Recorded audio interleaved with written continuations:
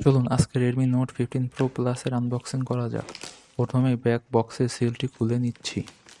বক্সটি খোলার পর আমরা প্রথমে পেয়ে যাচ্ছি একটি ডকুমেন্টেশন এবং ফোনটি। মূল ডিভাইসটি বের করে নিচ্ছি। এটি একটি কালো রঙের ডিসপ্লে প্যানেল সহ আছে, যার চারপাশে বেজেল খুবই পাতলা। প্রথমে এর পেছনের দিকটা দেখুন। এটি একটি ম্যাট ব্ল্যাক ফিনিশ এবং বিশাল আকারের কোয়াড ক্যামেরা মডিউল। ক্যামেরা লেআউটে 50 মেগাপিক্সেল লেখাটিও স্পষ্ট দেখা যাচ্ছে। ফোনটি হাতে বেশ আরামদায়ক।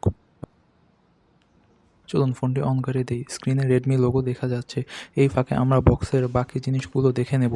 এখানে রয়েছে 90 ওয়াটের সুপার ফাস্ট চার্জার এবং একটি ইউএসবি কেবল। এবার প্রথম বক্সটি খুলি, যেখানে রয়েছে সিম ইজেক্টর পিন, ডকুমেন্টেশন এবং একটি টিপিইউ কেস।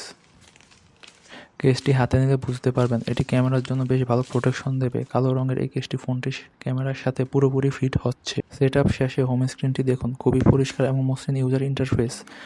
তো ভিডিওটি ভালো লাগলে ভিডিওতে একটি লাইক দিয়ে দিন এবং চ্যানেলটি সাবস্ক্রাইব করে আমাদের পাশেই থাকুন। ধন্যবাদ।